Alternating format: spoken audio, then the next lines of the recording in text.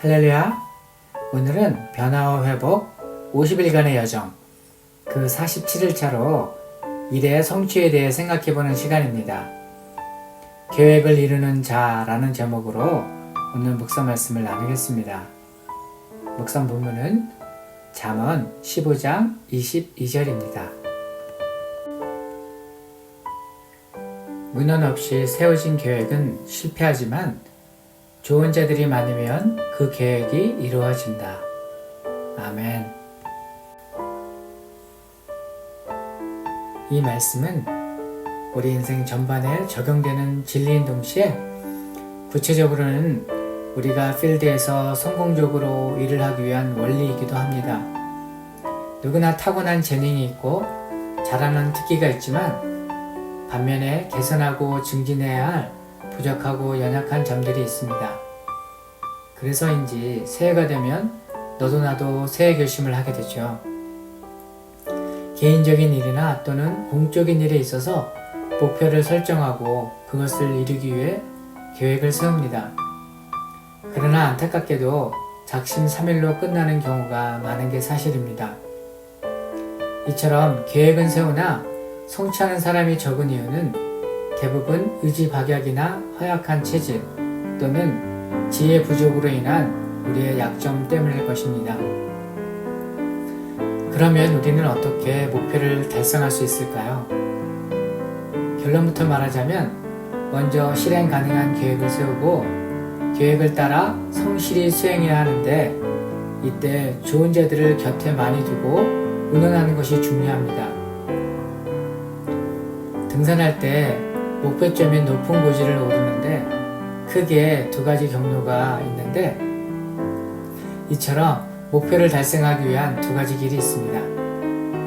하나는 어려운 길로 자신이 직접 시행착오를 겪으며 그 과정에서 좌절하기도 하고 계획한 것이 꺾이기도 하는 힘겨운 여정입니다. 이는 마치 직선거리인 난코스를 택하는 것과 비슷한데 얼핏 보기에 짧아 보이나 경사가 심하여 체력 소진이 심하고 결국 완주하지 못하고 중도에 포기하는 것과 같습니다. 반면에 다른 한 길은 비교적 수월한 길로 먼저 경험한 사람들에게 묻고 도움을 받아 시행착오를 미연에 방지하고 가용한 자원과 시간을 극대화하는 지혜로운 방법입니다. 즉 다른 사람들로부터 배우는 것입니다. 그들의 실수로부터 배우고 그들의 충고를 듣습니다. 목적지까지 가는 도중 많은 좋은 자들의 지혜와 충고를 통해 도움을 받을 수 있습니다. 모든 짐을 자신의 어깨에 올려놓을 필요가 없습니다. 조언을 듣고 충고를 받으며 지혜를 얻을 수 있습니다. 이는 마치 처음에는 돌아가는 것처럼 보이나 체질이 약한 사람도 효과적으로 체력을 안배하며 끝까지 경주를 완주하는 경우와 같다고 볼 수 있습니다. 이처럼 상담자가 많을 때 그 계획은 성공합니다. 그 이유는 여러 관점에서 점검할 수 있도록 도와주기 때문이죠. 요즘은 대규모 프로젝트를 실행하기 전에 발생할 수 있는 여러 가지 변수들을 미리 파악해서 수정 보완하기 위해 무의로 파일럿 테스트를 실행합니다.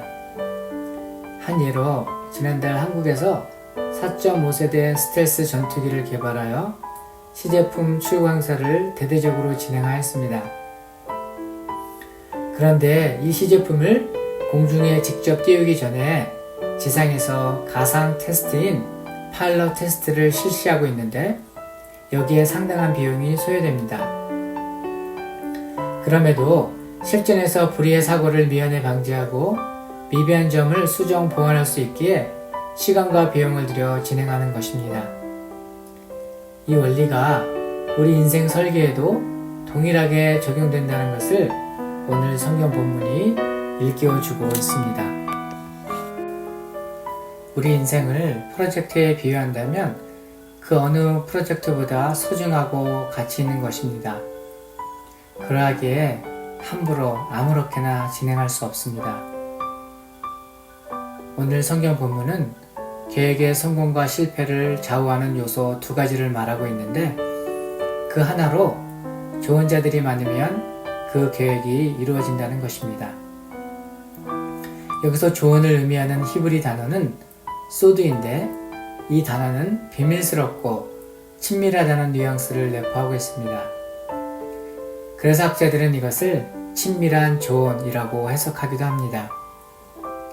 이런 것을 고려해 볼 때 계획을 견고히 하고 이를 성취하기 위해서는 먼저 그 누구보다 우리와 가까이 계시고 우리의 모든 비밀을 아시는 성령님과의 친밀한 교제와 그분의 인도가 반드시 있어야 함을 알게 됩니다.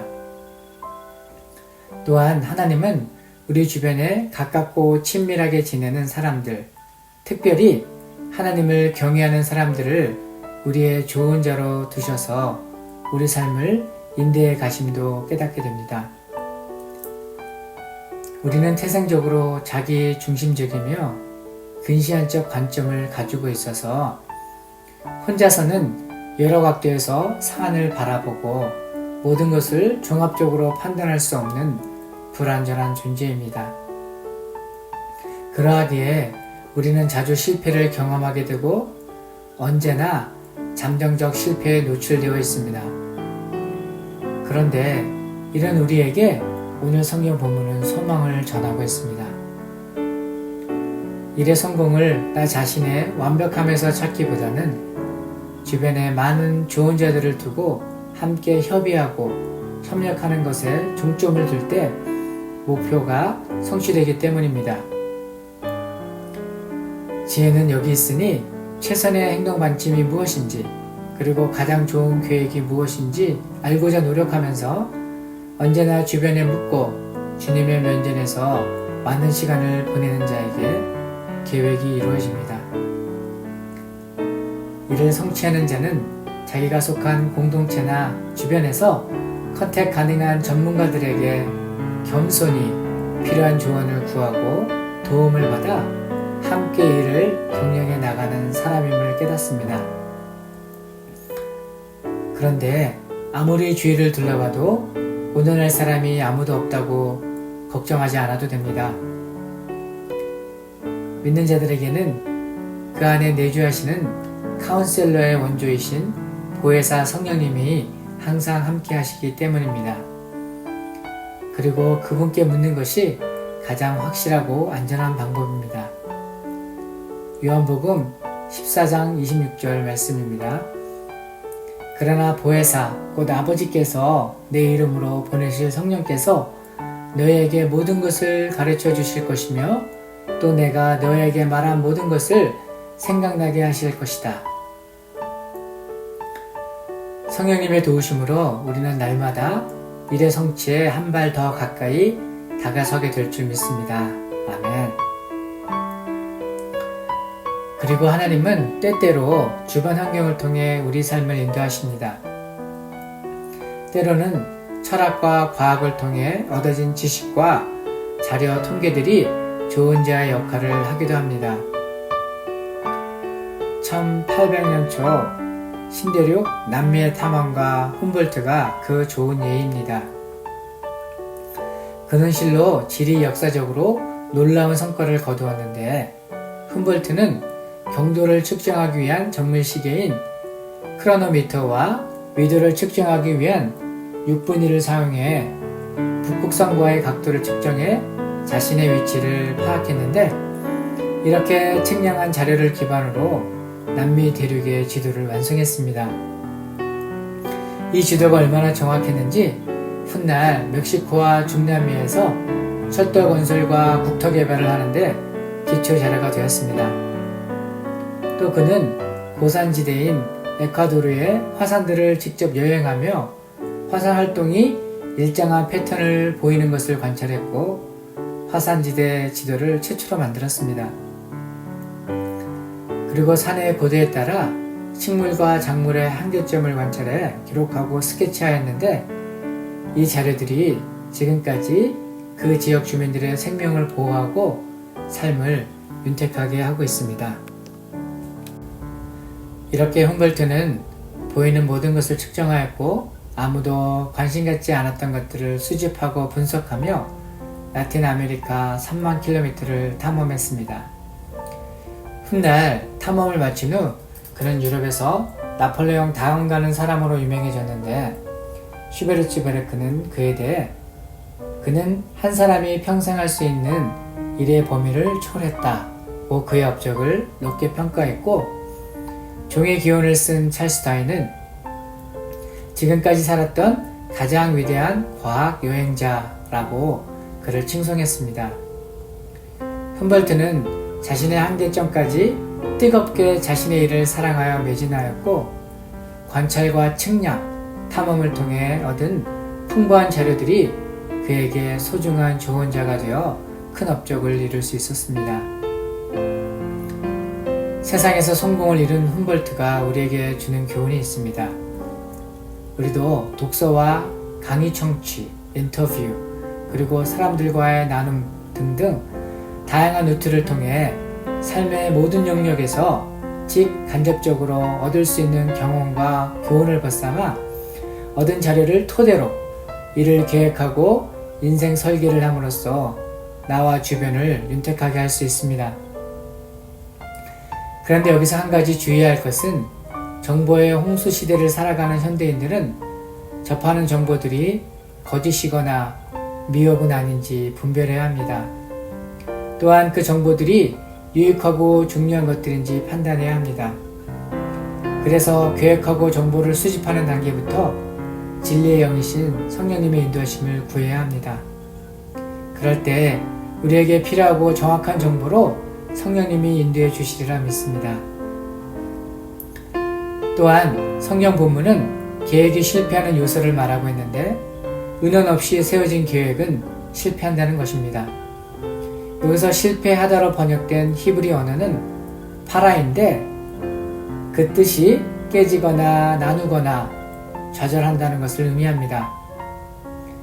흥미로운 점은 인생들의 계획을 좌절시키는 분이 하나님이시라는 것을 성경 곳곳에서 말하고 있습니다. 더 흥미로운 점은 이사야 14장 27절 말씀처럼 하나님의 계획과 목적은 결코 좌초되거나 중도에서 사라지지 않는다는 것입니다. 이것을 생각해 볼 때 우리에게 최선의 계획은 하나님의 뜻과 일치하는 계획이라는 결론에 이르게 됩니다. 하나님의 뜻이 담긴 하나님의 말씀을 주야로 상고하고 기도에 힘쓰므로 하나님의 기쁘시고 선하신 뜻이 무엇인지 분별하고 하나님의 목적 안에 거하는 우리 모두 되기를 기도합니다. 아멘.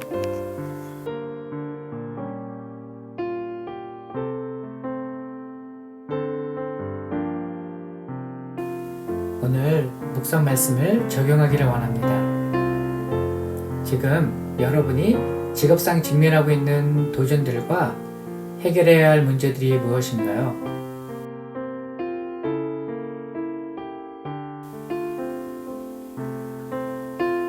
잠시 시간을 갖고 문제 해결을 위해 여러분 주위에서 도움을 청할 수 있는 사람들을 노트에 적어보고 수화기를 들어 통화해 보시기를 권합니다.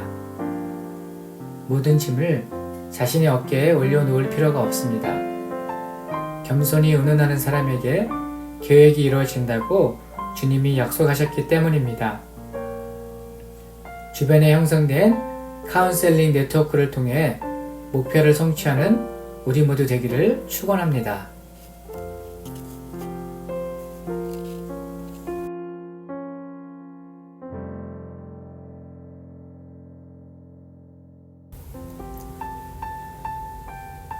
기도하겠습니다.